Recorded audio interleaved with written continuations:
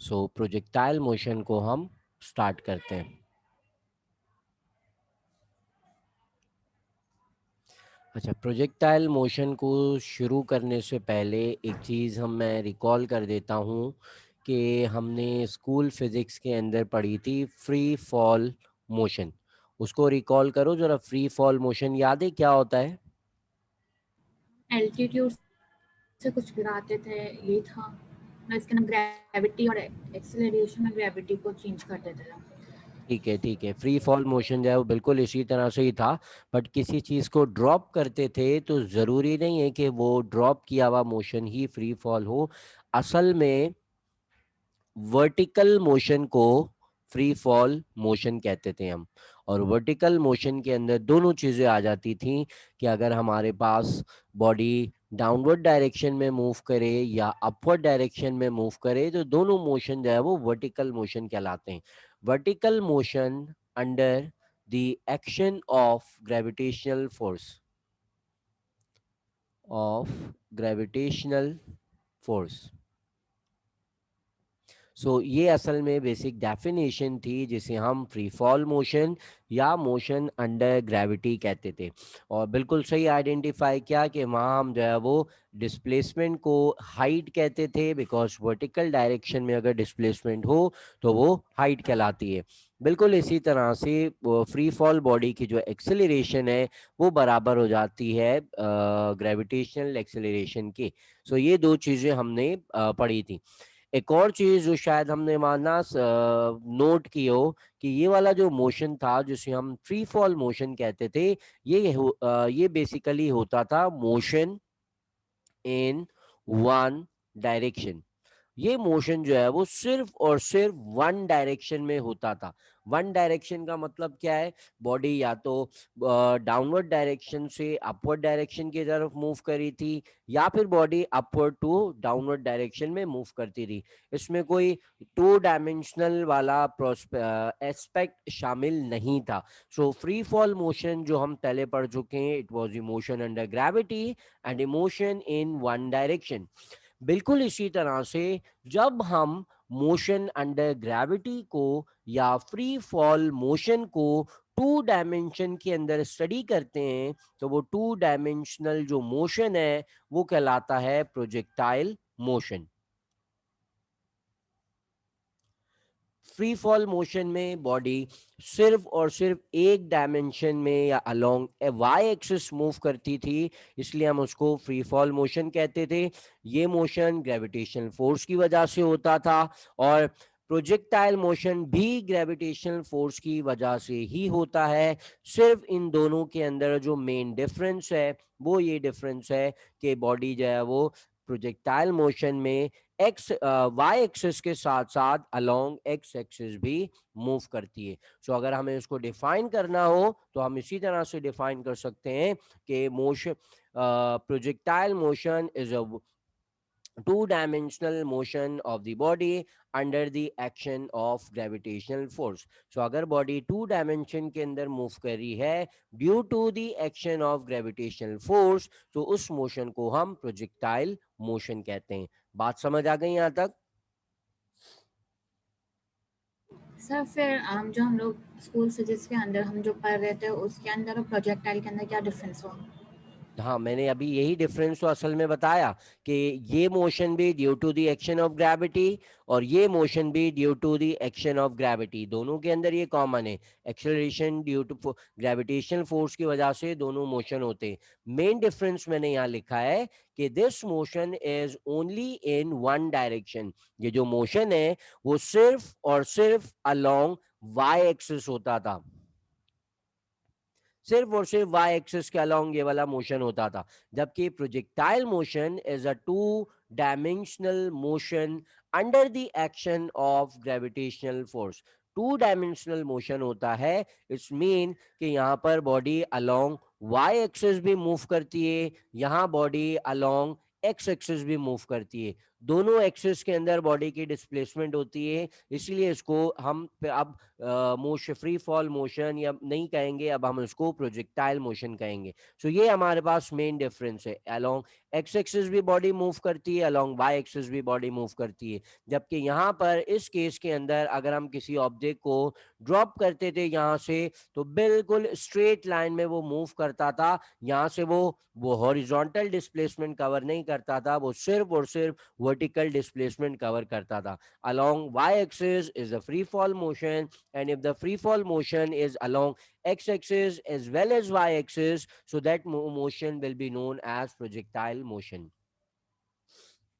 Clear है अब? Yes, sir.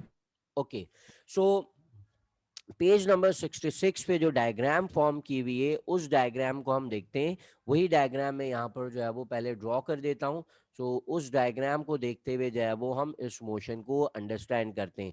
So for example ये मेरे पास वाई एक्सिस आ गया और ये मेरे पास एक एक्स एक्सिस आ गया, और यहाँ पर हमारे पास कोई भी एक बॉडी मौजूद है जिस बॉडी को मैं जो है वो थ्रो कर रहा हूँ। सो लेट्स से ये मेरी वो बॉडी है और इस बॉडी के ऊपर मैं फोर्स अप्लाई कर रहा हूं सिर्फ और सिर्फ फॉरवर्ड डायरेक्शन में। तो ये मेरी अप्लाइड फोर्स हो गई इसके ऊपर। इस फोर्स मैंने इसको इस डायरेक्शन में पुश किया और पुश करने के बाद जो है वो रिलीज कर दिया, मतलब पुश करके छोड़ दिया। जैसे ही हम इसको पुश करेंगे, अगर लेट से मैं इसको पुश नहीं करा, ये एरो वाली फोर्स इसके ऊपर नहीं है, तो जब ये वाली फोर्स नहीं लग रही होगी इसके ऊपर और मैं सिर्फ इसको रिलीज कर दूंगा, तो ये कैसे मूव करेगा? ये डाउनवर्ड मूव करेगा। बिल्कुल सही है। अब ये जो है वो सिर्फ और सिर्फ डाउनवर्ड डायरेक्शन के अंदर मूव करेगा, तो फिर ये मोशन कौन सा हुआ? ये फ्री फॉल फिर हो जाएगा। बिल्कुल सही है, ये बिल्कुल सिर्फ और सिर्फ फ्री फॉल मोशन हो जाएगा, मोशन वन डायरेक्शन के अंदर हो जाएगा। बट यहां पर फ्री फॉल भी हो रहा होगा, बॉडी डाउनवर्ड डायरेक्शन में भी मूव करेगी, but along with the downward displacement ये बॉडी जो है वो फॉरवर्ड डायरेक्शन में भी मूव करेगी। और इसका प्रूफ किया है कि फॉरवर्ड डायरेक्शन में भी मूव करेगी। सो अगर मैं इसको इस डायरेक्शन में जो मैंने यहाँ ड्रॉ किए इस डायरेक्शन में मैं थ्रो करता हूं, तो मेरी जो फाइनल ऑब्जर्वेशन होगी, इस बॉल को मैं इस पोजीशन के ऊपर फाइंड करने के बजाय मैं इसको यहाँ इस पोजीशन के ऊपर फाइंड करूंगा, बिकॉज ये बॉल डाउनवर्ड डायरेक्शन में फॉल करने के बजाय कुछ इस तरह का ट्रेजेक्ट्री या इस तरह का पाथ फॉलो करके ग्राउंड तक फॉल करेगी। तो ये जो पाथ है पूरा, जिस पाथ पे बॉडी प्रोजेक्टाइल मोशन पजेस करती है, इस पाथ को हम कहते हैं ट्रेजेक्ट्री। और वो बॉडी जो कि प्रोजेक्टाइल मोशन पजेस करती है, उस बॉडी को हम कहते हैं this is projectile.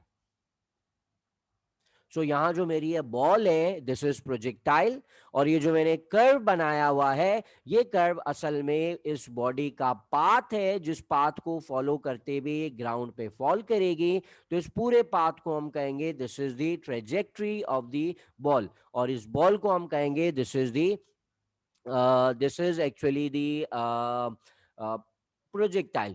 Okay, so मैंने फॉरवर्ड डायरेक्शन में सिर्फ इसके ऊपर फोर्स अप्लाई की थी। इसका मतलब ये हुआ कि इस बॉडी के अंदर राइट नाउ कोई और वर्टिकल वेलोसिटी मौजूद नहीं है। तो इस पॉइंट को मैं कह देता हूं ये बॉडी की इनिशियल पोजीशन है,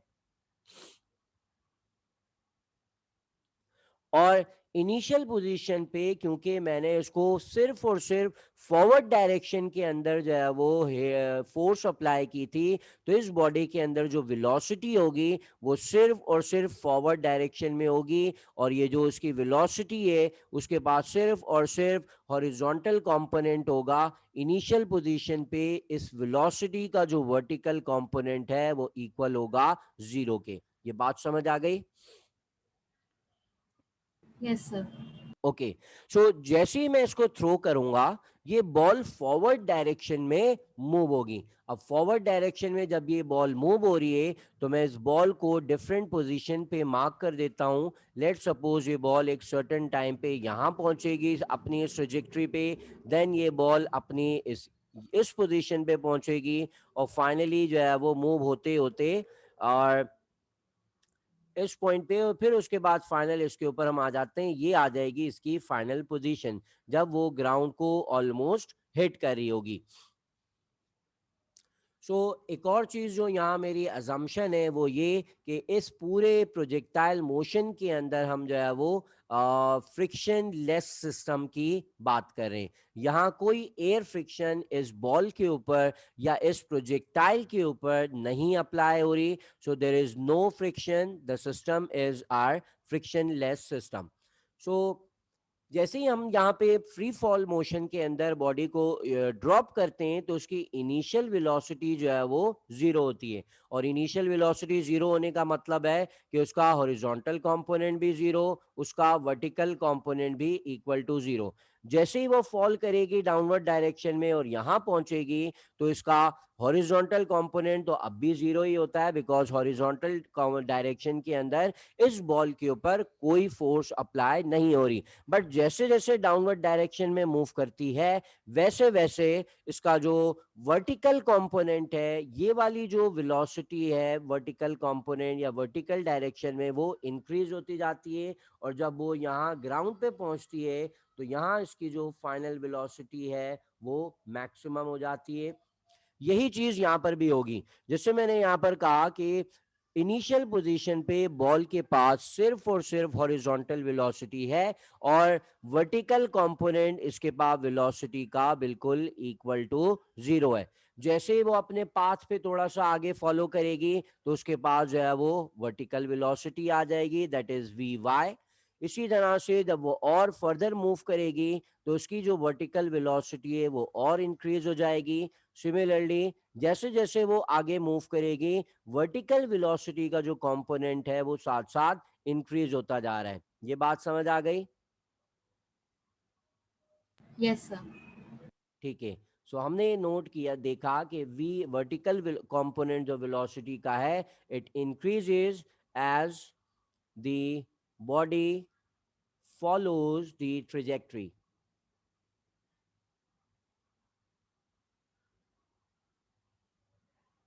ओके। सो अब इस बॉडी के हम हॉरिजॉन्टल कंपोनेंट को देखते हैं। बिल्कुल इनिशियल पोजीशन के ऊपर इसके पास हॉरिजॉन्टल कंपोनेंट था और मैंने बात की कि इसके ऊपर कोई फ्रिक्शन अप्लाई नहीं हो रही। हमें बताया कि फ्रिक्शन हमेशा बॉडी के मोशन को अपोज करती है, अप्लाइड फोर्स के हमेशा ऑपोजिट डायरेक्शन में एक्ट करती है।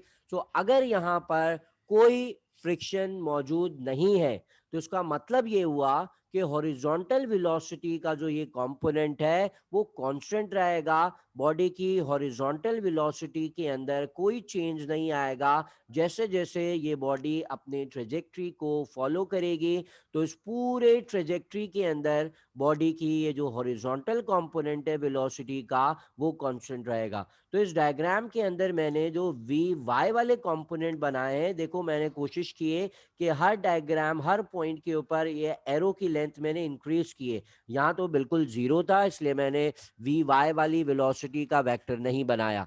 यहाँ पर देखें तो उसके अंदर एक सर्टेन वेलोसिटी है, आगे जाते हुए और इंक्रीज हो गई, देन और इंक्रीज की, और इस फाइनल पोजीशन के ऊपर इस पोजीशन को हम कह रहे हैं this is the final position.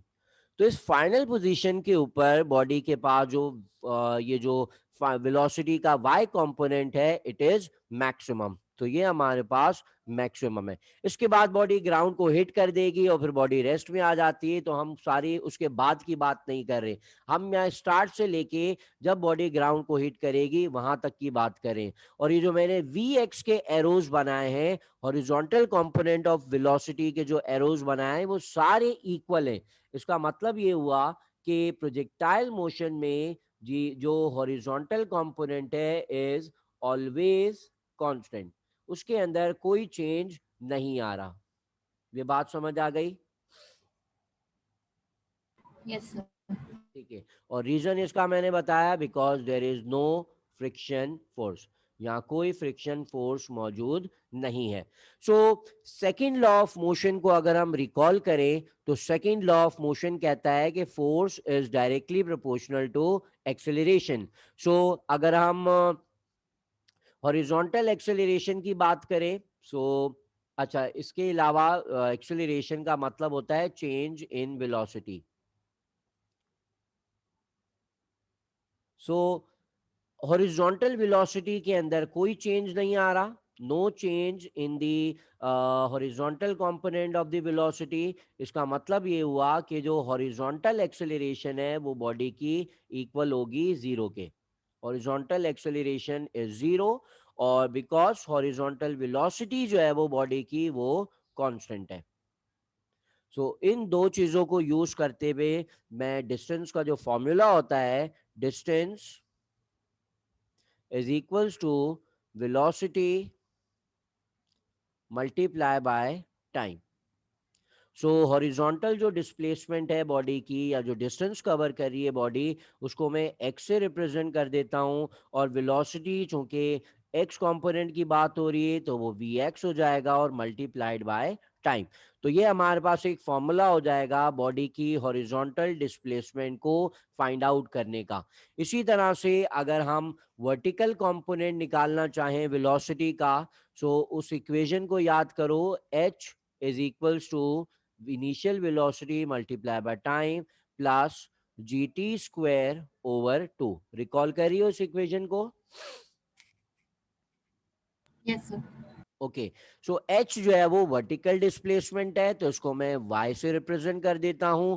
Initial velocity अगर हम वर्टिकल वाली देखें तो वर्टिकल मोशन में या वर्टिकल कंपोनेंट जो है वो इनिशियल वेलोसिटी का वो इक्वल टू जीरो है। तो जब जीरो को टाइम से मल्टीप्लाई करेंगे तो ये पूरा जीरो हो जाएगा। तो हमारे पास जो वर्टिकल डिस्प्लेसमेंट फाइंड करने के लिए फॉर्मूला है वो इक्वल हो जाएगा G T square over two. यहां तक बात क्लियर है? यहाँ पे हमने y क्यों लिया है? देखो, बॉडी अगर हॉरिजॉन्टल डायरेक्शन के अंदर मूव कर रही है, अलोंग एक्स एक्सिस मूव कर रही है, तो एक्स एक्सिस पे जो डिस्टेंस कवर करेगी बॉडी को, उसको मैंने एक्स से रिप्रेजेंट कर दिया। और बॉडी अगर जो है वो डाउनवर्ड डायरेक्शन में या वर्टिकल एक्सिस पे मूव कर रही है तो उस बॉडी के डिस्टेंस को हमने वाई से रिप्रेजेंट कर दिया। हमने अपनी चॉइस से किया है। सो हमने यहाँ पे y ने जितना डिस्टेंस कवर किया हमने इसके लिए फॉर्मूला निकाला है। हाँ, जैसे अगर मुझे ये फाइंड आउट करना हो, ये बॉडी की इनिशियल पोजीशन थी और ये बॉडी की फाइनल पोजीशन है। सो अगर मैं यहां से लेकर यहां तक का डिस्टेंस मालूम करता हूं तो ये मेरी पूरी कहलाएगी हॉरिजॉन्टल डिस्प्लेसमेंट। इसी तरह से यहां से लेके यहां तक ये चीज अगर मैं फाइंड करता हूं तो ये मेरी कहलाएगी वर्टिकल डिस्प्लेसमेंट। फिर हमने यहाँ पे x कंपोनेंट के लिए हमने यहाँ पे अगर 0 लिया तो y के लिए क्या लेंगे? कहाँ मैंने जीरो लिया है एक्स के लिए? यहाँ पे ax is equal to 0। A x is, अच्छा, a x is equals to zero लिया है, बिल्कुल सही है। और मैंने इसका रीजन भी बताया कि हॉरिजॉन्टल जो कंपोनेंट है वेलोसिटी का वो कांस्टेंट होता है, वो चेंज नहीं होता। वेलोसिटी हॉरिजॉन्टल वाली कांस्टेंट है, तो इसीलिए जो एक्सेलरेशन है वो जीरो आ रही है। और वर्टिकल कंपोनेंट में मैंने डायग्राम में भी बताया कि vertical component of the velocity constant नहीं होता। वो जब बॉडी फॉल कर रही होती है तो फॉल करने के दौरान वर्टिकल कंपोनेंट इंक्रीज होता जाता है। तो मतलब इसकी और कोई वैल्यू नहीं होगी, जैसे यहाँ पे अगर 0 तो वहाँ पे हमने उसको ax सॉरी ay बोलेंगे। हाँ, बिल्कुल सही है, ए वाई बोलेंगे हम उसको। और हमें पता है कि बॉडी अगर फॉल करती है तो वर्टिकल जो एक्सेलरेशन है वो बराबर होती है जी के। और जी की वैल्यू हमें पता है, that is equal to 9.8 meters per second square. तो यहाँ एक्सेलरेशन की जगह अगर मैं पहले ए वाई लिखता फिर उसको जी के साथ रिप्लेस कर देता तब भी मेरे पास रिजल्ट सेम आता। Okay sir. क्लियर है यहाँ तक? Yes sir. ओके, अब देखो यहाँ हमने जो है वो जो बॉडी को थ्रो किया था या प्रोजेक्टाइल मोशन में जो बॉडी थी उसके अंदर हमने जब बॉडी के ऊपर फोर्स लगाई तो हमारी जो फोर्स थी वो बिल्कुल हॉरिजॉन्टल थी। हमारी फोर्स के अंदर जो कोई वर्टिकल कंपोनेंट मौजूद नहीं था। बट डेली लाइफ के अंदर अगर हम प्रोजेक्टाइल मोशन वाली बॉडीज को ऑब्जर्व करें, जैसे फुटबॉलर जब किक करता है बॉल को, या फिर बॉल क्रिकेटर जब एक बॉल को थ्रो करता है, या फिर जब हम मिसाइल को लॉन्च करते हैं एक सर्टेन एंगल पे, तो इन प्रोजेक्टाइल्स के अंदर बॉडी को सिर्फ हॉरिजॉन्टली हम थ्रो नहीं करते। इन्हीं एग्जांपल्स को मैं यहाँ पे बताता हूँ। फॉर एग्जाम्पल यहाँ पर हमारे पास एक फुटबॉल मौजूद है और जब हम उसको किक करते हैं तो किक करते हुए हम उसको सिर्फ इस डायरेक्शन में मूव नहीं करते, सिर्फ हॉरिजॉन्टल डायरेक्शन में फोर्स नहीं लगाते। हमारी जो फोर्स है वो इस डायरेक्शन में अप्लाई होती है। तो जिस डायरेक्शन में फोर्स है तो यही डायरेक्शन हमारे पास आ गई बॉडी की वेलोसिटी के लिए। बिल्कुल इसी तरह से जब एक क्रिकेटर एक बॉल को थ्रो करता है तो थ्रो करते हुए भी बॉल को इस डायरेक्शन में थ्रो नहीं करता। जब बॉल को वो थ्रो करता है तो बॉल को एक सर्टेन एंगल पे थ्रो करता है। तो ये बॉल के ऊपर लगाई हुई फोर्स है और यही असल में वेलोसिटी की डायरेक्शन होती है। सिमिलरली जब हम एक मिसाइल को भी लॉन्च करते हैं तो लॉन्च करते हुए जो हमारा मिसाइल है हम उसको इस तरह हॉरिजॉन्टल डायरेक्शन में लॉन्च नहीं करते। लॉन्च करते हुए उस मिसाइल की जो वेलोसिटी है वो एक सर्टेन एंगल के ऊपर होती है। इस डायरेक्शन में फोर्स है तो इसी डायरेक्शन में टिल्टेड वेलोसिटी होती है। इन तमाम प्रोजेक्टाइल मोशन के अंदर जब बॉल को थ्रो करेंगे तो वो इस तरह की ट्रेजेक्ट्री बनाते हुए प्रोजेक्टाइल मोशन पजिश करेगी। इस बॉल को अगर हम देखें तो ये बॉल भी जो है वो इस तरह की एक प्रोजेक्टाइल ट्रेजेक्ट्री बनाएगी, similarly in in this case of missile. So पिछली वाली जो मैंने डायग्राम अज्यूम की थी, इस अजम्पशन के अंदर बॉडी के पास जो वेलोसिटी थी वो सिर्फ और सिर्फ वी एक्स थी, वी वाई उसके पास नहीं थी। जबकि यहां पर जो वेलोसिटी है बॉडी के पास वो हॉरिजॉन्टल भी है और वर्टिकल भी है। ये एंगल फॉर्म हो रहा है बॉडी की इनिशियल वेलोसिटी का। इस इनिशियल वेलोसिटी के दो कंपोनेंट हो जाएंगे। एक हमारे पास हो जाएगा इनिशियल वेलोसिटी का वाई कंपोनेंट और एक हमारे पास हो जाएगा इनिशियल वेलोसिटी का एक्स कंपोनेंट। बिल्कुल इसी तरह से जब इस बॉल को हम थ्रो करते हैं एक सर्टेन वेलोसिटी से तो वेलोसिटी एक एंगल फॉर्म कर रही है with respect to X axis.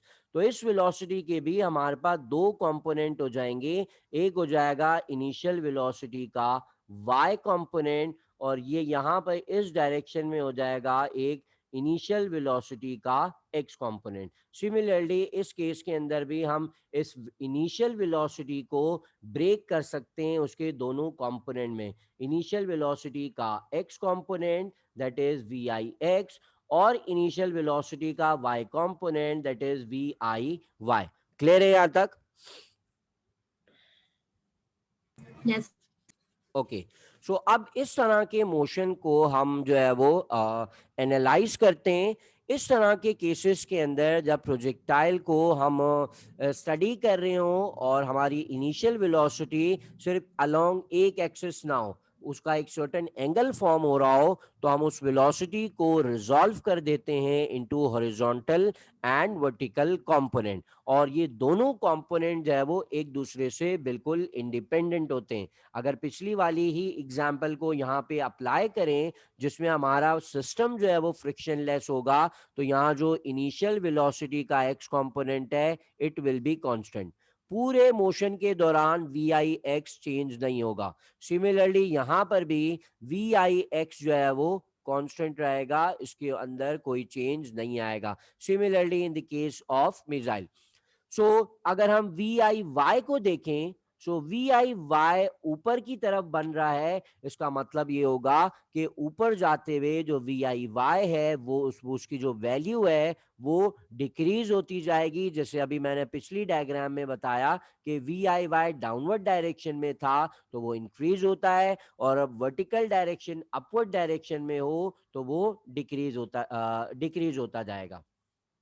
Clear है ये? सर आप ये वाली चीज एक दफा और रिपीट कर सकते हैं? ठीक है, देखो ये वही पुरानी पिछली वाली एग्जाम्पल से मैंने एक्सट्रैक्ट किया कि हमारा जो सिस्टम है अभी जो हम फिलहाल बात कर रहे हैं प्रोजेक्टाइल की, वो एक फ्रिक्शन लेस सिस्टम के अंदर है।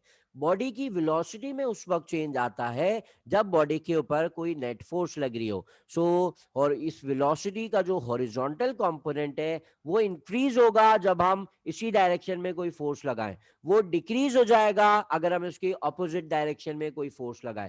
सो हॉरिजॉन्टल डायरेक्शन में कोई फोर्स नहीं लग रही, नो हॉरिजॉन्टल फोर्स, कोई हॉरिजॉन्टल फोर्स इस प्रोजेक्टाइल के ऊपर नहीं लग रही। इसका मतलब ये हुआ कि वेलोसिटी का जो एक्स कंपोनेंट है वो हमेशा कांस्टेंट रहेगा, और वी एक्स अगर कांस्टेंट है तो इसका मतलब ये होगा कि horizontal acceleration would be equal to zero.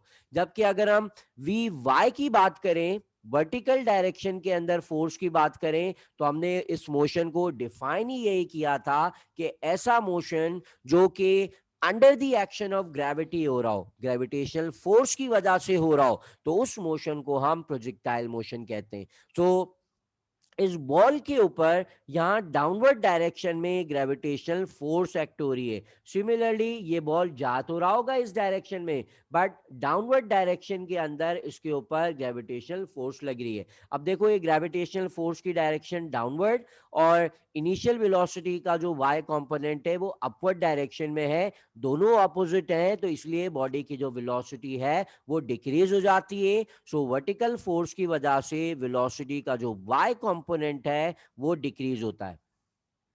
जब वेलोसिटी का वाई कंपोनेंट डिक्रीज होगा ऊपर जाते हुए, तो इसका मतलब है acceleration in y direction would be equal to negative g, negative of g के बराबर होगी एक्सेलरेशन, बिकॉज बॉडी फोर्स की ऑपोजिट डायरेक्शन में मूव कर रही है। क्लियर है ये? Yes sir. ओके। सो अब मैं जो है वो उसी तरह का ग्राफ जो है वो दोबारा से ड्रॉ करता हूं, जिसमें बॉडी के पास सिर्फ और सिर्फ हॉरिजॉन्टल कंपोनेंट नहीं है वेलोसिटी का, बल्कि अब हॉरिजॉन्टल कंपोनेंट और वर्टिकल कंपोनेंट दोनों मौजूद है बॉडी के पास। तो ये हमारे पास जो है वो एक्सिस आ गए, और एक बॉडी है जिसको मैं एक सर्टेन डायरेक्शन के अंदर थ्रो कर रहा हूं।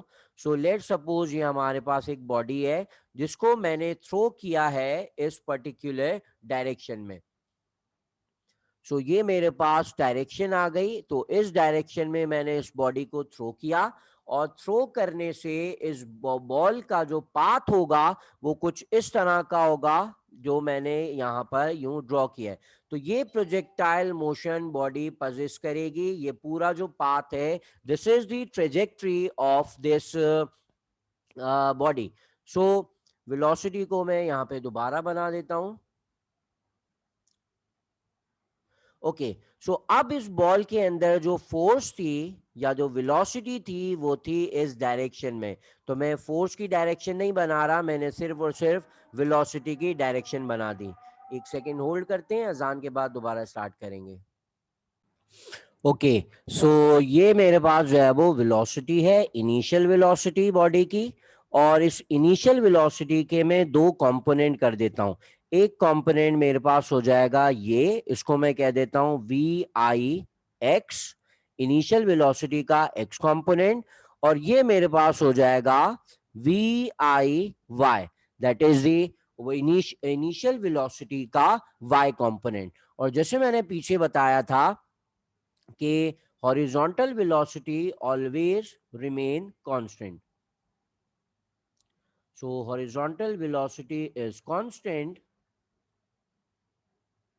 vx. सो इसका मतलब ये होगा कि बॉडी की इनिशियल वेलोसिटी और बॉडी की जो फाइनल वेलोसिटी है उनके एक्स कंपोनेंट बिल्कुल बराबर होंगे, और उसकी जो हॉरिजॉन्टल एक्सेलरेशन है वो भी इक्वल टू जीरो होगी। अब देखते हैं हम इसके, अच्छा इसके लिए फॉर्मूला भी देख लेते हैं कि दोनों बराबर हैं। That will be equals to we i, और वी आई का हमें फॉर्मूला पता है कि इनिशियल वेलोसिटी इक्वल होगी एक्स कंपोनेंट जो बराबर होगा वो होगा v equals to we x, और वी एक्स का फॉर्मूला होता है वी कॉस थीटा। तो पूरे मोशन के दौरान बॉडी की जो वेलोसिटी है वो इसी के बराबर रहेगी वी आई कॉस थीटा के। हॉरिजॉन्टल मोशन क्लियर है। हॉरिजॉन्टल मोशन में बस यही दो तीन चीजें हैं कि हॉरिजॉन्टल वेलोसिटी कांस्टेंट रहती है, चेंज नहीं होती है पूरे प्रोजेक्टाइल मोशन में। हॉरिजॉन्टल एक्सेलरेशन जीरो होती है। और जो हॉरिजॉन्टल वेलोसिटी का जो मैग्नीट्यूड है या जो वैल्यू है वो इक्वल होती है वी आई कॉस थीटा के। सर आपने यहाँ पे बीच में VFX लिखा है, वो समझ नहीं आ रहा क्यों लिखा है। ओके, मैं यहाँ पे इन चीज़ों को, आई एक्स सारी चीज़ें आ रही हैं इसलिए मैं उसको दोबारा बता देता हूँ। देखो, हॉरिजॉन्टल वेलोसिटी वी एक्स जो है वो कांस्टेंट होती है। So let suppose initial horizontal velocity, so और ये हमारे पास हो गई फाइनल हॉरिजॉन्टल वेलोसिटी। ये दोनों जो है वो आपस में इक्वल होती हैं, जो कि बराबर, जब इनिशियल और फाइनल दोनों सेम है तो फिर हम आई और एफ नहीं लिखते, हमने सिर्फ और सिर्फ वी एक्स लिख दिया। और वी एक्स का मतलब क्या है? We I cos theta.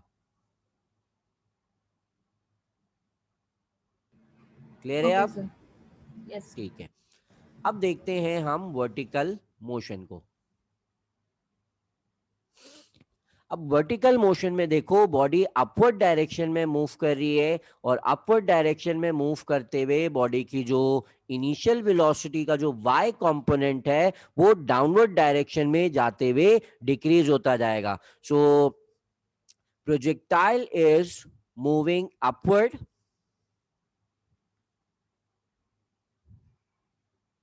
और अपवर्ड मूव होते हुए बॉडी की, अगर मुझे फाइनल वेलोसिटी निकालनी है, इनिशियल वेलोसिटी तो मुझे पता है किसके बराबर है, इनिशियल वेलोसिटी बराबर है वी आई वाई के। अगर मुझे लेट सपोज यहाँ पे पहुंचेगी और या पूरे मोशन के दौरान अगर मुझे फाइनल वेलोसिटी कैलकुलेट करनी है तो वो इक्वल हो जाएगी फाइनल वेलोसिटी का वाई कंपोनेंट। सो इस इक्वेशन में यहाँ पे लिख रहा हूं जो कि हमने पहले भी यूज किए, v f is equal to we i plus A T.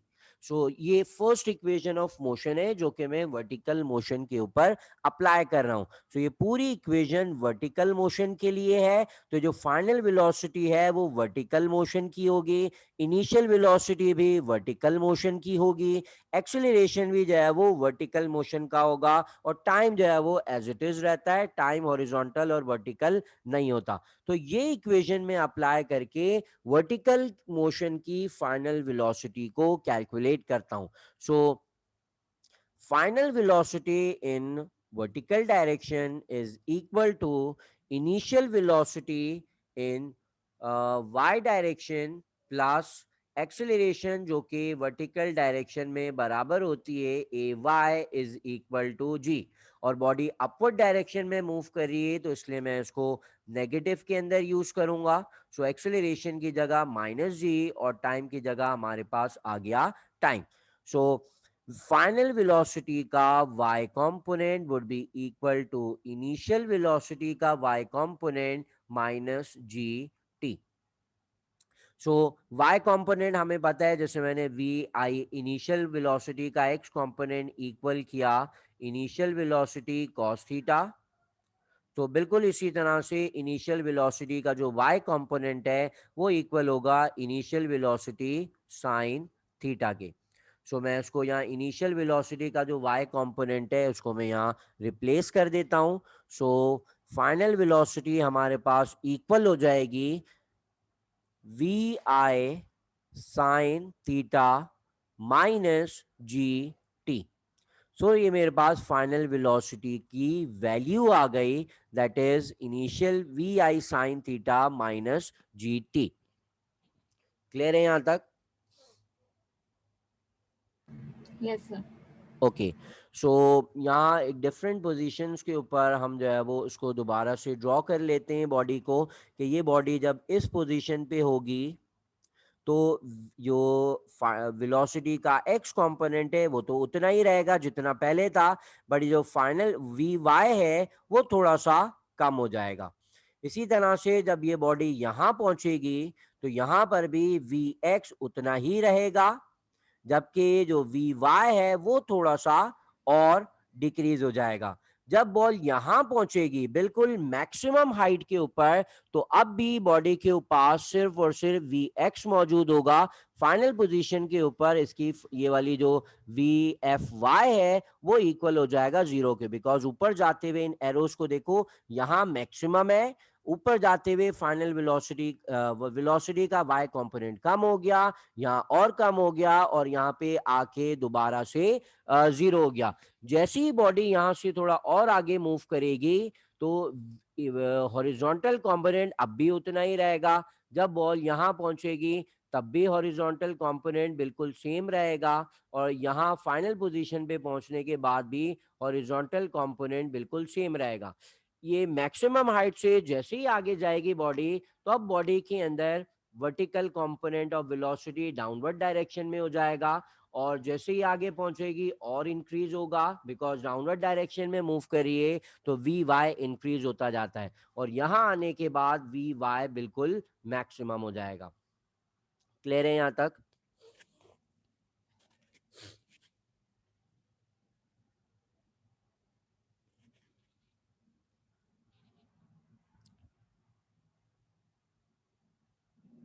यहां तक क्लियर है?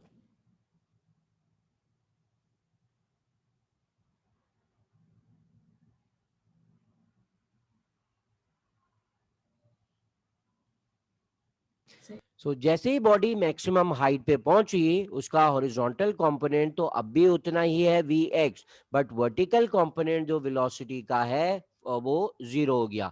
जैसे मैंने यहाँ बताया, यहाँ मैक्सिमम होता है, यहाँ कम हो गया, यहाँ और कम हो गई, और यहाँ हो गई जीरो। जैसे ही इससे आगे बॉडी पहुंचेगी तो final vertical component again body के पास आ जाएगा, बट अब उसकी डायरेक्शन डाउनवर्ड डायरेक्शन में नीचे की तरफ होगी। इसी तरह से बॉडी और आगे मूव करेगी तो वर्टिकल वेलोसिटी इंक्रीज होगी, और जब फाइनल पोजीशन पे यहाँ पहुंचेगी तो वर्टिकल कंपोनेंट जो है वो मैक्सिमम हो जाएगा, यहाँ सबसे ज्यादा हो जाएगा। क्लियर है यहाँ तक? सर मुझे थोड़ी कंफ्यूजन हो रही है, वी एफ और वी आई वाई के अंदर क्या डिफरेंस है? अच्छा, कंफ्यूजन हो रही है वी एफ और वी आई वाई के अंदर क्या डिफरेंस है? Yes sir. Okay, V F जो है वो यहाँ पे नहीं, वी एफ नहीं आएगा, मैंने जो है वो वेरिएबल्स के अंदर जो है वो मिक्सअप कर दिया है।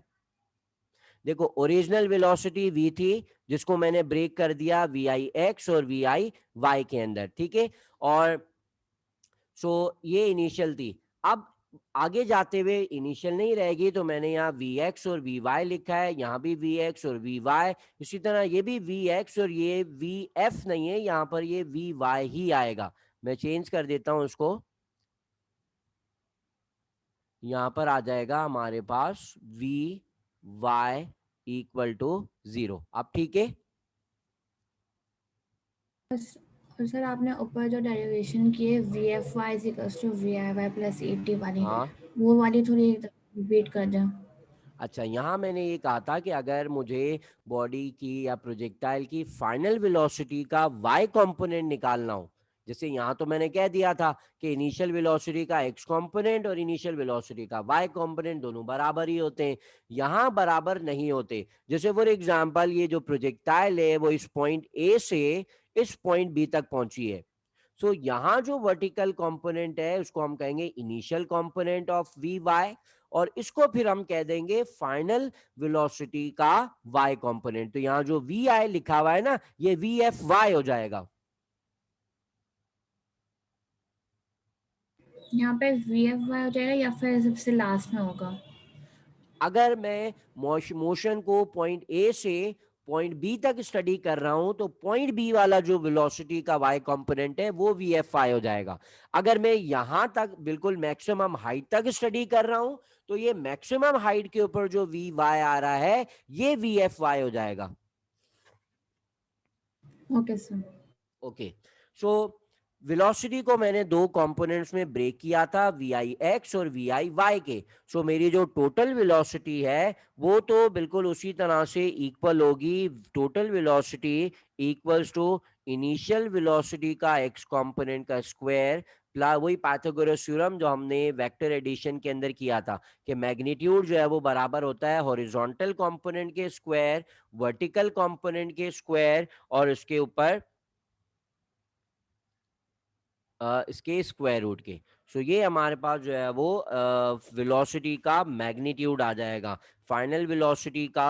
अच्छा मैं इसको दोबारा लिख देता हूँ, फिर यहाँ कुछ कंफ्यूजन होना हो जाए।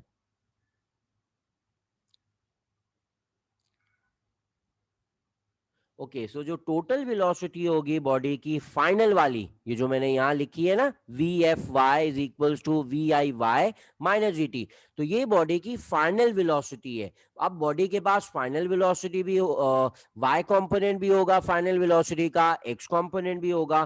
तो अगर मुझे टोटल वेलोसिटी निकालनी है ना फाइनल वाली, तो वो इक्वल हो जाएगी फाइनल वेलोसिटी का X component square plus final velocity का y कंपोनेंट का square with the square root over them. तो ये हमारे पास मैग्नीट्यूड का फॉर्मूला हो जाएगा, जिस तरह हमने स्केलर्स एंड वेक्टर के अंदर मैग्नीट्यूड का फॉर्मूला किया था बाय यूजिंग पाइथागोरस थ्योरम।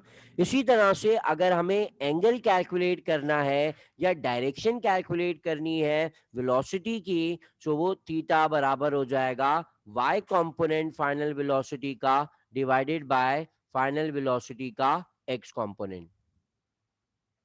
ये वही सेम फॉर्मूले जो हमने रेजोल्यूशन ऑफ वेक्टर के अंदर फाइंड आउट किए थे कि एंगल का जो फॉर्मूला है वो इक्वल होता है tangent theta is equal to Y component over X component, और जो मैग्नीट्यूड होता है फाइनल वेलोसिटी का वो इक्वल हो जाएगा if X component square plus Y component square के। सर लेकिन हमने यहाँ पे फाइनल वेलोसिटी को हम लोग ने कंपोनेंट्स के अंदर यहाँ पे डिवाइड करके नहीं दिखाया, वो क्यों? कहाँ पर? यहाँ पे जैसे हमने इनिशियल वेलोसिटी के कंपोनेंट्स यहाँ ब्रेक करके दिखाया, तो हमने यहाँ पे फाइनल वेलोसिटी के नहीं ब्रेक किए हैं। फाइनल वेलोसिटी मैंने, देखो ये असल वेलोसिटी थी जो वी आई थी, इसको मैंने ब्रेक किया है वी आई एक्स और वी आई वाई में। यहां मैंने अगर वेलोसिटी बनाऊं तो ये हमारे पास हो जाएगी वेलोसिटी जिसके कंपोनेंट आ गए वी आई एक्स और वी आई वाई। इसी तरह से यहां पर आ जाएगी वो वेलोसिटी, यहां पर हो जाएगी वेलोसिटी। सो वेलोसिटी मैंने नहीं बनाई, मैंने सिर्फ और सिर्फ उसके कंपोनेंट बनाए हुए हर जगह। तो अब मैंने यहाँ पर वेलोसिटी भी बना दी, तो उसके कंपोनेंट आ गए वी एक्स और वी वाई। और हमने यहाँ पे फाइनल वेलोसिटी का फॉर्मूला इसलिए निकाला है ताकि हमें इनिशियल वेलोसिटी का y कंपोनेंट पता चल जाए। हाँ, आगे हम जो है वो तीन चीजें कैलकुलेट करने जा रहे हैं उसमें, और इसके अलावा भी न्यूमेरिकल के अंदर जो है वो फाइनल वेलोसिटी अगर हमें कैलकुलेट करनी हो तो वहां यूज करने के लिए हम ये फॉर्मूला यूज करेंगे। Okay okay, sir. ठीक है। सो अब देखो इसके अंदर हम तीन चीजें जो मैं आगे कैलकुलेट करूंगा उसके फॉर्मूलाज निकालूंगा, उसको मैं यहाँ मेंशन कर देता हूं ताकि हम डायग्राम के अंदर समझ लें कि वो तीन चीजें असल में क्या हैं। पहली बात तो ये कि height of projectile.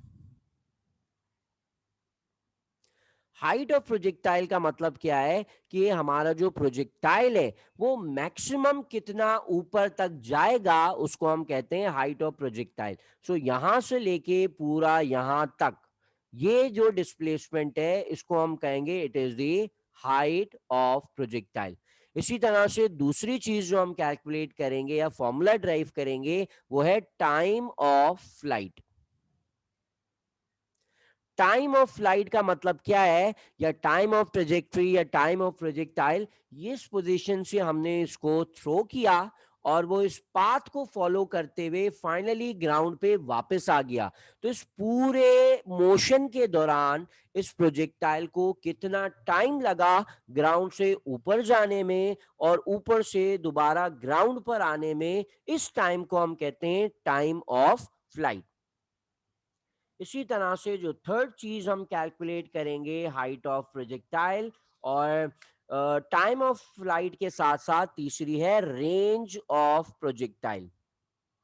Range of projectile का मतलब यह है कि बॉडी ने इनिशियल पोजीशन पे कहां से शुरू किया था और फाइनल पोजीशन जो उसकी है उसके दौरान ये जो पूरी हॉरिजॉन्टल डिस्प्लेसमेंट कवर की है इस प्रोजेक्टाइल ने, इस हॉरिजॉन्टल डिस्प्लेसमेंट को हम कहते हैं रेंज। वर्टिकली जो डिस्प्लेसमेंट कवर करेगा हमारा प्रोजेक्टाइल वो हाइट कहलाती है, हॉरिजॉन्टल जो डिस्टेंस कवर करेगा हमारा प्रोजेक्टाइल वो रेंज कहलाती है, और इस पूरे प्रोजेक्टाइल में जो हमारा प्रोजेक्टाइल जितना टाइम लेता है उसे हम टाइम ऑफ प्रोजेक्टाइल या टाइम ऑफ फ्लाइट कहते हैं। सो इन तीन चीजों के हम यहां पर फॉर्मूलाज निकालेंगे। यहां तक बात क्लियर है? Yes sir. ओके। सो सबसे पहले हम कैलकुलेट करते हैं हाइट ऑफ प्रोजेक्टाइल कि हमारा जो प्रोजेक्टाइल है वो कितनी मैक्सिमम हाइट तक पहुंच सकता है। सो हाइट ऑफ प्रोजेक्टाइल का मतलब है कि प्रोजेक्टाइल ने यहां से शुरू किया और यहां तक पहुंचा, यहां से फिर वो डाउनवर्ड वापस फॉल कर रहा है, तो ये वाली हाइट है जो कि असल में मैं कैलकुलेट करूंगा। सो इक्वेशन जो हम अप्लाई कर रहे हैं वो थर्ड इक्वेशन ऑफ मोशन है हमारी, 2as is equal to V F square minus V I square. अच्छा देखो, हाइट जब हम कैलकुलेट कर रहे हैं तो इसका मतलब है हम सिर्फ और सिर्फ वर्टिकल कंपोनेंट को डील करेंगे, वर्टिकल वाली वेलोसिटी को डील करेंगे। सो हम यहाँ पर इसको कैलकुलेट करने के दौरान सिर्फ और सिर्फ वर्टिकल कंपोनेंट ऑफ वेलोसिटी को डील करेंगे, और जो हमारा डिस्टेंस आएगा, डिस्टेंस विल बी वर्टिकल, और वर्टिकल डिस्टेंस को हम हाइट कहते हैं। जैसे कि यहाँ पे देख रहे हैं हम कि बॉडी अपवर्ड डायरेक्शन में मूव कर रही है, यहाँ जो बॉडी की वेलोसिटी होगी वो होती है वी आई, और यहाँ जो वेलोसिटी होगी बॉडी की प्रोजेक्टाइल की वो हो जाएगी वी एफ। और अपवर्ड डायरेक्शन में जाते हुए बॉडी की जो एक्सेलरेशन है वो बराबर होती है माइनस जी के। जैसे मैंने यहाँ पे कहा कि मैं सिर्फ और सिर्फ वर्टिकल कंपोनेंट को यहाँ पे डील करूंगा, तो मेरे पास दो वेलोसिटी है और एक एक्सेलरेशन है। तो एक्सेलरेशन में बात कर रहा हूँ वर्टिकल एक्सेलरेशन की, मेरी जो फाइनल वेलोसिटी है वो भी वर्टिकल वाली फाइनल होगी, और जो इनिशियल वेलोसिटी है वो भी वर्टिकल वाली इनिशियल वेलोसिटी होगी। यहां तक क्लियर है? Yes sir. ओके। जैसे मैंने कहा था, पिछली डायग्राम को मैं दोबारा दिखा देता हूं कि इनिशियल वेलोसिटी से जब हम प्रोजेक्टाइल को थ्रो करते हैं तो बॉडी के पास इनिशियल वेलोसिटी भी होती है, और एक्स कंपोनेंट भी होता है और वाई कंपोनेंट भी होता है। वाई कंपोनेंट का ये फॉर्मूला लिखा हुआ है और एक्स कंपोनेंट का ये रहा फॉर्मूला लिखा हुआ है। इसी तरह से जब वो मैक्सिमम हाइट पे पहुंचता है प्रोजेक्टाइल, तो जो फाइनल वेलोसिटी होती है वर्टिकल वाली वो जीरो हो जाती है। तो इसी चीज को मैं यहाँ अपनी इस डायग्राम पे भी लिख देता हूं कि बॉडी की जो वेलोसिटी थी वर्टिकल वाली जिसकी डायरेक्शन अपवर्ड थी, तो इनिशियल वेलोसिटी का जो वाई कंपोनेंट है वो बराबर होगा वी आई साइन थीटा के, और ये वाली जो वेलोसिटी है इस पॉइंट के ऊपर फाइनल वेलोसिटी वो इक्वल होती है जीरो के। ये तमाम चीजें जो है वो मैं इसके अंदर सब्स्टिट्यूट कर देता हूं और इसको मैं रिप्लेस कर देता हूं हाइट से। टू की जगह टू आ जाएगा, एक्सेलरेशन की जगह माइनस जी आ जाएगा, और एस की जगह डिस्प्लेसमेंट की जगह हाइट आ जाएगी। Final velocity will be zero, और इनिशियल वेलोसिटी का स्क्वायर, ये रहा हमारे पास इनिशियल वेलोसिटी, तो इसका स्क्वायर हो जाएगा हमारे पास वी आई साइन थीटा का स्क्वायर। क्लियर है ये सब्स्टिट्यूशन? सर ये जीरो और वी आई साइन थीटा वाला एक और दफा बता दें। ओके। देखो, फाइनल वेलोसिटी जीरो हो जाती है मैक्सिमम हाइट पे जाकर, यस सर। तो यहाँ फाइनल वेलोसिटी की जगह मैंने जीरो पुट कर दिया। इनिशियल वेलोसिटी का जो वैल्यू है मैंने पिछली डायग्राम से भी बताई, इनिशियल वेलोसिटी की जो है वो दो कंपोनेंट थे, एक एक्स कंपोनेंट जो कि वी आई कॉस थीटा है और दूसरा वाई कंपोनेंट जो कि वी आई साइन थीटा है। तो हम हाइट की बात कर रहे हैं तो हम हॉरिजॉन्टल वेलोसिटी को हटा देते हैं, फिलहाल हम सिर्फ और सिर्फ वर्टिकल वेलोसिटी को ले रहे हैं। तो वर्टिकल वेलोसिटी का ये यहाँ फॉर्मूला लिखा हुआ है, it is equal to we I sine theta. तो मैंने जो है वो उसको रिप्लेस कर दिया है वी आई वाई को with v I sine theta से। Okay sir. ठीक है, तो मैं यहाँ पर असल में हाइट को फाइंड आउट कर रहा हूं, तो हाइट के लिए मैं इस फॉर्मूले को बनाता हूं। ये हो जाएगा minus two G H equals to minus V I square sine square theta. Minus और माइनस कैंसल आउट हो जाएंगे, हाइट हमारी इक्वल हो जाएगी, height of the projectile is equal to VI² sine square theta divided by 2G। तो ये मेरे पास जो है वो मैक्सिमम हाइट जो हमारा प्रोजेक्टाइल रीच करेगा उसके लिए फॉर्मूला आ गया। Okay sir. ठीक है, तो उसके बाद आ जाते हैं दूसरी क्वांटिटी पे, that is the time of the flight. कि हमारा जो प्रोजेक्टाइल है उसको पूरे प्रोजेक्टाइल मोशन को पोजेस करने में कितना टाइम रिक्वायर्ड होगा, उसके लिए भी हम यहाँ फॉर्मूला निकाल लेते हैं और उसको हम कहेंगे टाइम ऑफ द फ्लाइट।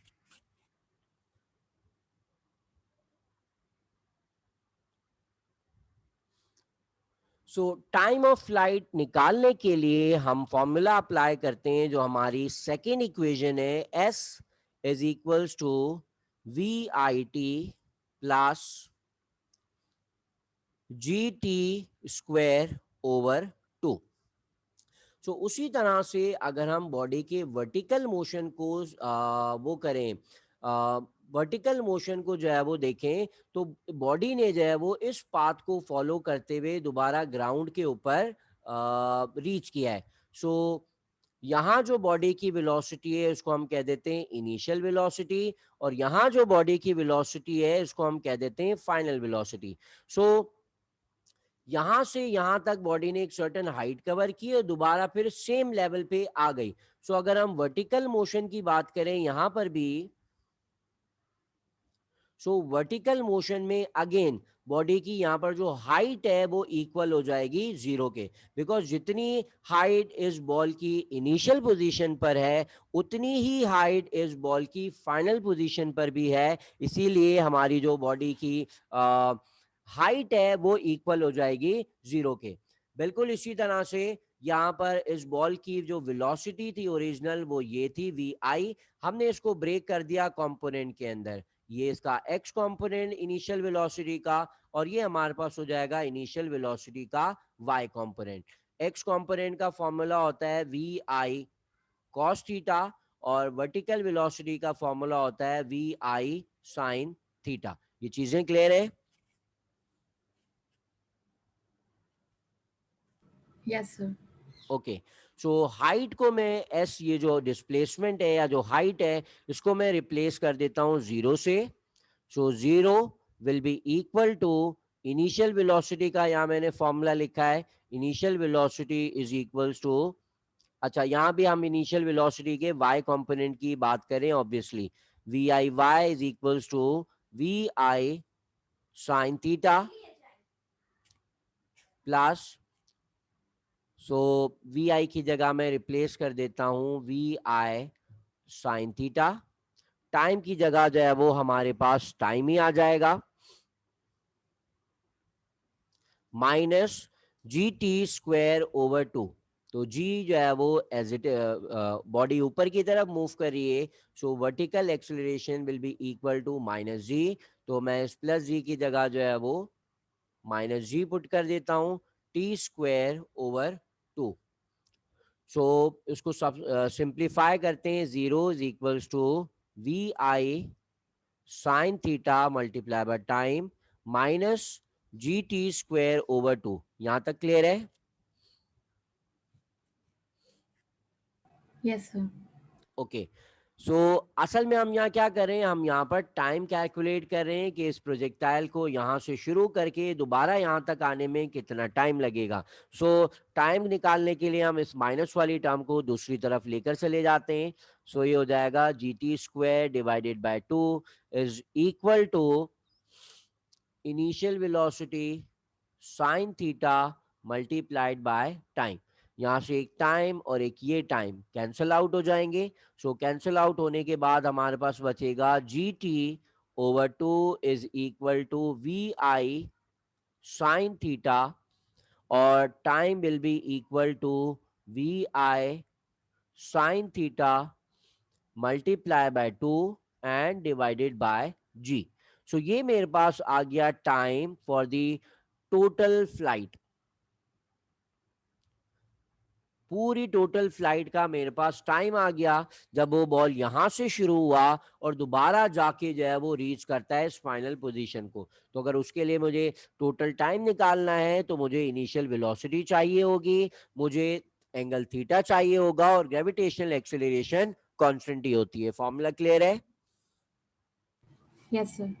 अच्छा, यहां पर एक और चीज कि ये जो टाइम आया है ना, वो याद रखना टोटल फ्लाइट का टाइम है। अगर for example time to reach the maximum height, यहां तक पहुंचने के लिए अगर मुझे इस बॉल का टाइम चाहिए हो तो वो इसका हाफ होगा। बिकॉज लेट सपोज यहां से लेकर मैक्सिमम हाइट तक पहुंचने में 5 सेकंड लग रहे हैं, तो यहां से दोबारा फॉल करने में भी बॉडी को 5 सेकंड ही लगेंगे। तो ये जो फॉर्मूला आया है ना मेरे पास, ये टोटल यहां से लेके पूरा यहां तक का आया है। तो अगर मुझे सिर्फ यहां तक का टाइम चाहिए तो मैं क्या करूं? डिवाइड कर देंगे हाफ में। इस टाइम को 2 से डिवाइड कर देंगे, तो यहां तक का टाइम हमारे पास हो जाएगा सिर्फ और सिर्फ v I sine theta divided by g. जब इसको मैं 2 से डिवाइड करूंगा तो 2 कैंसिल हो जाएगा। तो मैक्सिमम हाइट तक पहुंचने के लिए जो टाइम चाहिए होता है वो टाइम बराबर हो जाएगा we I sine theta upon g के। Okay sir. क्लियर है ये बात? Yes sir. Okay, so finally हम जो है वो लास्ट चीज कैलकुलेट करते हैं, that is the range of projectile. So range of projectile जो मैंने यहाँ इनिशियल डायग्राम पे भी बताया कि रेंज का मतलब क्या है, यहां से लेकर यहां तक टोटल कितना डिस्टेंस कवर किया है हमारे प्रोजेक्टाइल ने, वो हम फाइंड आउट कर रहे हैं। और अब हम जो है वो वर्टिकल कंपोनेंट्स की बात नहीं कर रहे, हम हॉरिजॉन्टल कंपोनेंट की बात करेंगे। सो रेंज में मैं यहाँ पे अपनी डायग्राम बना लेता हूँ दोबारा। प्रोजेक्टाइल यहाँ से स्टार्ट होता है और दोबारा यहाँ के फॉल करता है, तो ये इसकी इनिशियल पोजीशन है और ये हमारे प्रोजेक्टाइल की फाइनल पोजीशन है। सो हम जो है वो यहां से लेके यहां तक का ये जो पूरा डिस्टेंस है उसे कैलकुलेट करने जा रहे हैं, दैट इज द रेंज। और या फिर हम इस रेंज को ये भी कह सकते हैं horizontal distance covered by the projectile. So horizontal distance find out करने के लिए याद करो, बिल्कुल स्टार्ट पे ले चलता हूं। और बिल्कुल स्टार्ट पे मैंने जो है वो इसका फॉर्मूला बताया था कि ये रहा, ये जो डिस्टेंस कवर करती है बॉडी हॉरिजॉन्टल डिस्टेंस, वो इक्वल होता है horizontal velocity multiplied by time के। ये फॉर्मूला याद है? Yes sir. Okay, so finally जो है वो इसी फॉर्मूले को हम यूज करते हैं यहाँ पे कि हॉरिजॉन्टल डिस्टेंस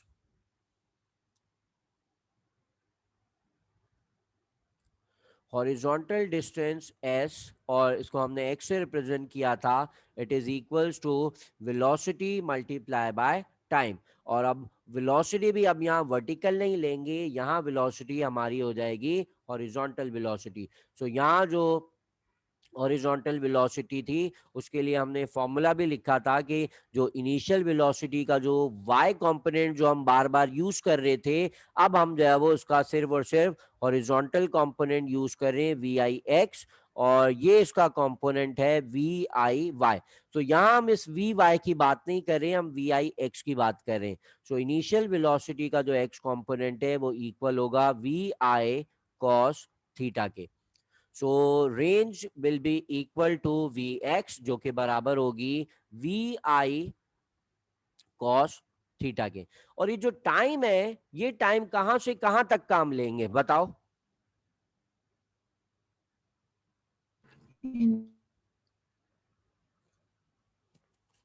इस टाइम का मुझे बताओ, ये जो टाइम आ रहा इनिशियल है। से बिल्कुल सही है, ये जो टाइम है हमारा वो बिल्कुल इनिशियल पोजीशन से लेके फाइनल पोजीशन तक का टाइम है। बिकॉज जो हम डिस्टेंस मालूम कर रहे हैं वो डिस्टेंस भी इनिशियल पोजीशन से लेके फाइनल पोजीशन तक का टाइम है। और इस टाइम को अभी मैंने प्रीवियस टॉपिक में बताया कि हम क्या कहते हैं।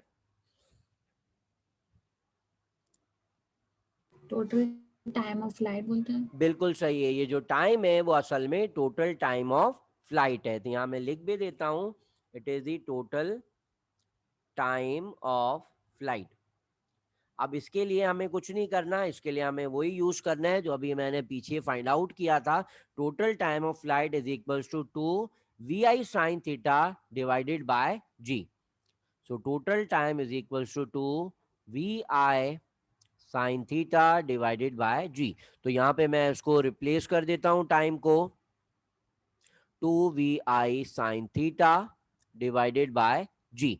तो इसको थोड़ा सा हम सिंप्लीफाई कर देते हैं, where x is R range. So हमारी रेंज इक्वल हो जाएगी VI multiply by 2 sin theta cos theta divided by g. तो यहां पर हम एक और सब्स्टिट्यूशन कर रहे हैं, that 2 sin theta cos theta is equal to sin 2 theta. ये असल में जो है वो हमारा एक ट्रिग्नोमेट्रिक फॉर्मूला है, जो कि हमने मैट्रिक की ट्रिग्नोमेट्री में तो नहीं पढ़ा था, बट आगे उसकी जो एडवांस ट्रिग्नोमेट्री है वहां पे यूज होता है। सो तुमने ये फॉर्मूला नहीं पढ़ा होगा तो इस फॉर्मूले को एज इट इज याद रखना कि this 2 sin theta cos theta बराबर होता है sin 2 थीटा के। तो हमारे पास फाइनली रेंज का फॉर्मूला आ गया, that VI sin 2 theta divided by g. तो ये मेरे पास रेंज का फॉर्मूला आ गया। अगर हमें अपने प्रोजेक्टाइल की टोटल रेंज फाइंड आउट करनी है कि इनिशियल पोजीशन से फाइनल पोजीशन तक वो कितना डिस्टेंस कवर करता है, इसे हम रेंज ऑफ प्रोजेक्टाइल कहते हैं। क्लियर है यहाँ तक? Yes sir.